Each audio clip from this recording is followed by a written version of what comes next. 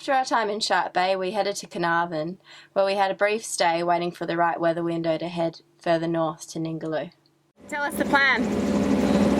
Get out of Carnarvon alive. So we're going to try and we're going to follow our same track out through the Froth here, the Froth channel.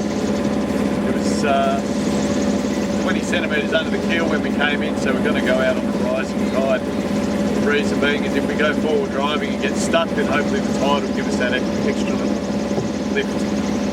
Well, there's a really nice view of the main channel, and that's not even the hair-raising bit. When we came in, it looked a bit like a surf break, and that was it being quite settled, but that was the reason why the Froth had been filling up with sand. It was just sort of moving that dune sidewards. Made it! We just cut them a bit more channel.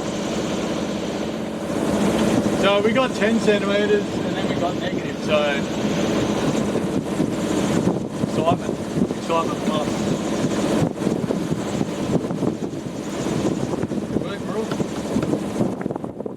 After clearing Carnarvon, we sailed north to beautiful Ningaloo Reef. We're a bit more than pootling now. Yeah. We average just under 7 knots. That's not bad for a broad reach, you know, 30 footer. So, pretty happy.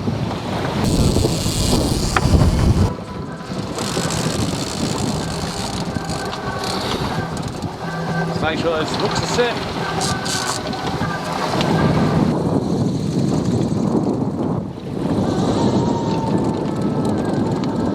It's sliding deep, so I don't think it's mackerel.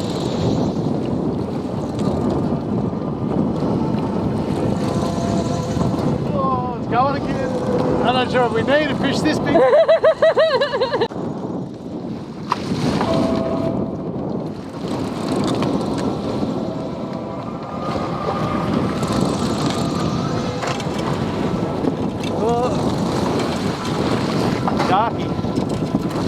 Sharky sort of colour. Well, there's a shark come up with it. Ah, it's a tuna. Long-tailed tuna.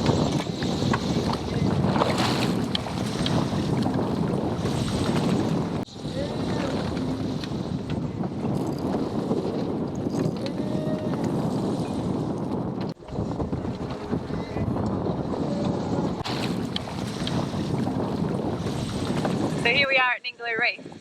We've parked ourselves at some nice coral bommies, so I'm gonna jump in and check it out.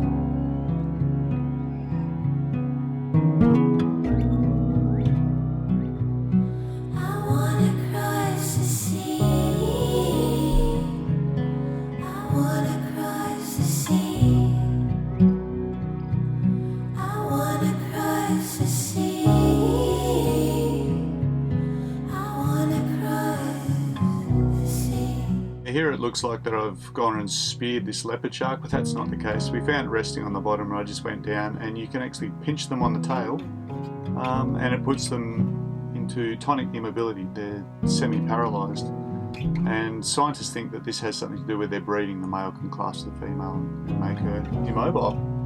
So you can see that as soon as we let it go, it just swam straight away, none the worse for wear. I used to think that I would sail the 7 seas. I used to wish that I'd be taller than the tree.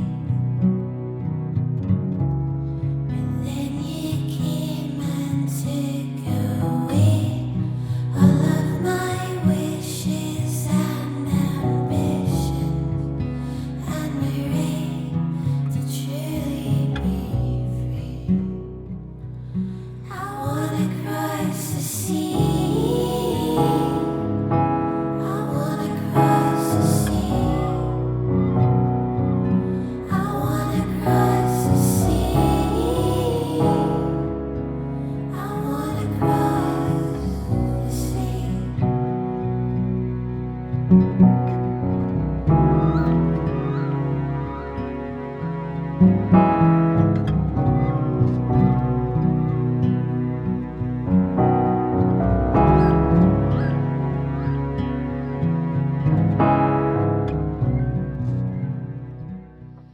Pascal, we got another friend arrived for dinner. Oh, flying fish. That guy. Pectoral wings, they've changed, they've grown in size, adapted for gliding, okay? Flying fish don't fly like a bird, they glide like a fish. They pop these out, they also pop these fins out, okay? And they take to the air, they jump out of the water, they glide on the breezes, so you'll often see them flying away upwind.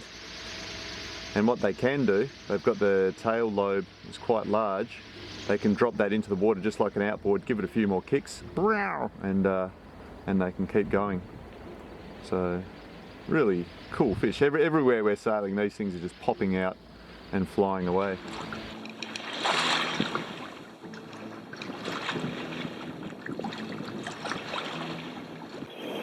We were going to go check out the whaling station at Norwegian Bay, but as we were leaving our anchorage, we've come across a really nice looking channel heading out to the reef. So we're going to go check that out first. Going in! Going in! Going in! Let's go see what we can see.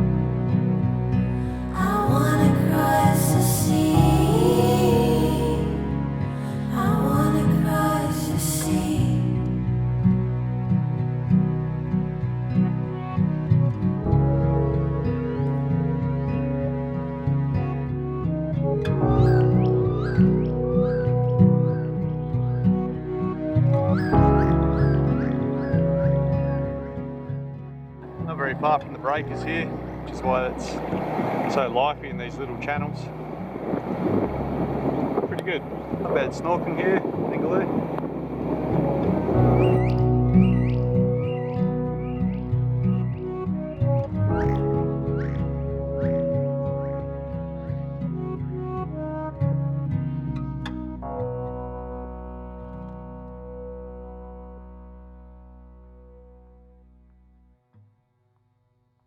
After our snorkel at the Blue Passage, we visited the abandoned whaling station at Norwegian Bay.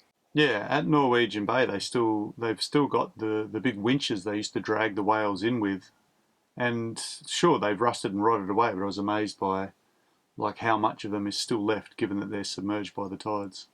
Then we wanted to go and check out Fraser Island because it was marked on the chart as an old dumping ground when the whaling station was in operation, and we figured it'd be great snorkeling out there.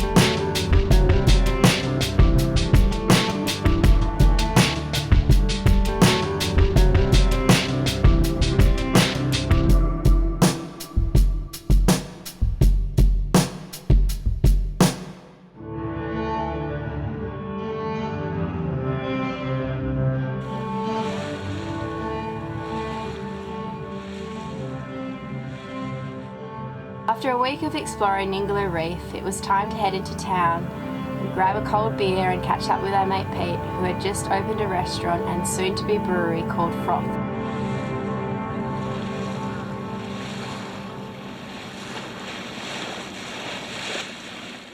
So here we are in the Froth brewery with Pete. Yeah, so it's kind of cool with the 4 fermenters and the bright tank. We could have 4 beers going at one time. Mm-hmm. And it'll be amber, the Coast Pale Ale, and an IPA. So eventually we'll want to cut holes out of the shed and then do a beer garden out the back so we can marry the 2 areas. Mm-hmm. That's what you want. You want to smell the malt and see the brewer working. And Oh yeah, for sure. Pete was in the process of putting together the brewery still, and after a bit of an inspection, he let us try just about every beer in the place, including South Fremantle Brewing's Session IPA. Session IPA? South Freo. We got there in the end. So if you're ever in Exmouth, get on down to Froth. We give it 2 boozy thumbs up. So we had a great time in Exmouth. Yesterday was a hangover, so we decided to leave this morning instead of yesterday. Got a few things wrong. Left on the wrong tide, so we've had the currents against us all day. It's sort of knocked down the distance that we could make, and also the wind that was forecast is sort of a little bit late in coming. Hopefully we're going to get some tonight.